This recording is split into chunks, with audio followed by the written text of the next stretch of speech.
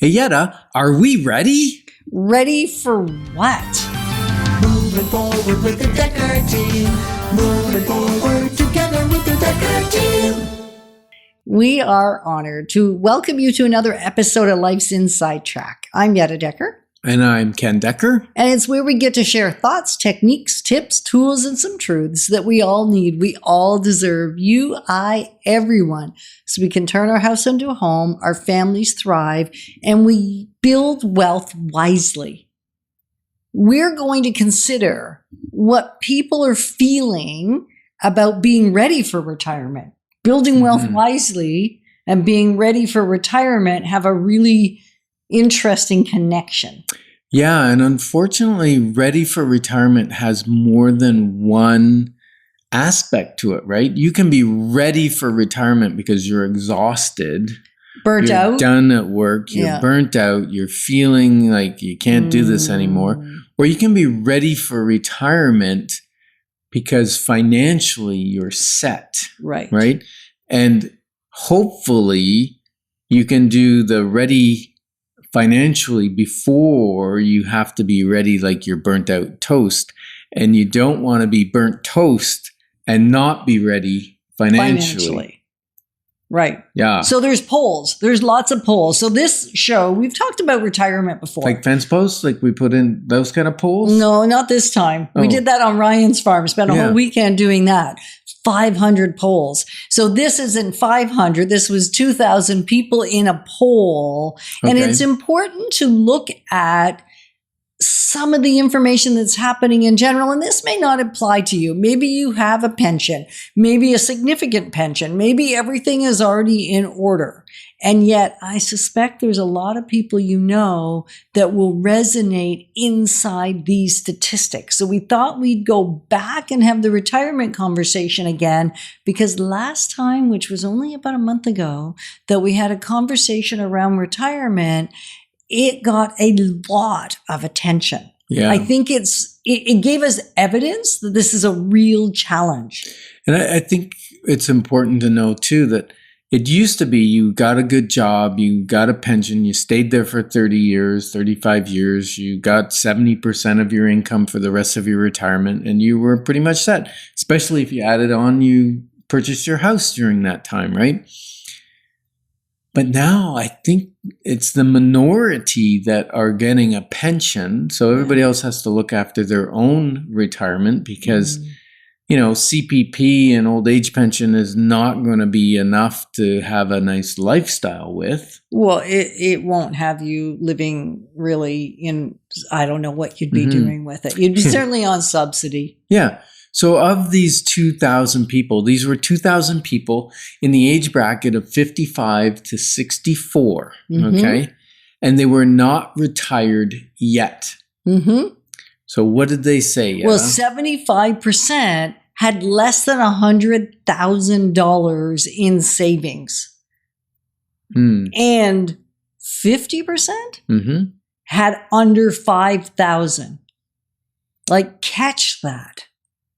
That ain't going to help the CPP and the Canadian pension very much, like the Canadian pension plan. And maybe you're in that kind of boat where you just can't put extra money away. You're just making it. Or maybe a little behind, right? 75% believe that there's a retirement crisis.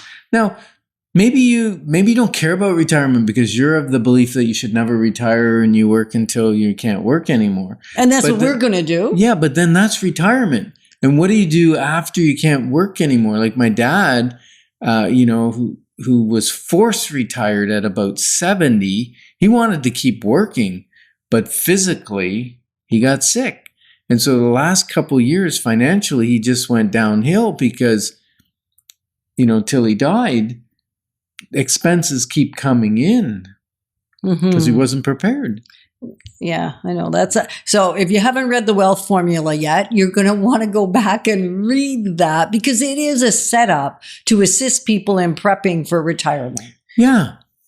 And you might think, well, that's an old person's problem, right? But 18 to 34-year-olds, the majority of them think that they'll never be able to buy a house.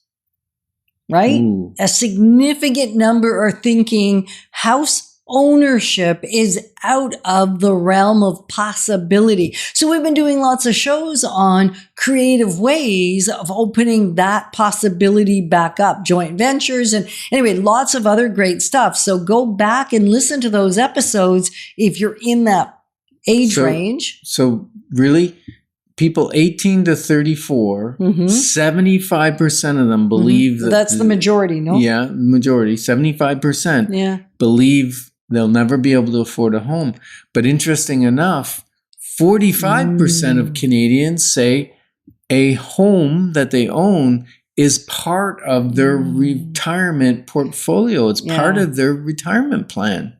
Which is crazy. Those two don't compete anymore. They don't compute anymore. They don't compute. They certainly compete. They compete, yeah. Yeah, they compete. They don't complement each other. Yeah. So like we've been saying, 90% of people who are millionaires own real estate. So how do we make it so that everybody can own some real estate, or at least everybody that should be owning real estate has the opportunity to own real estate? Right, because it takes more than $1 million in investments.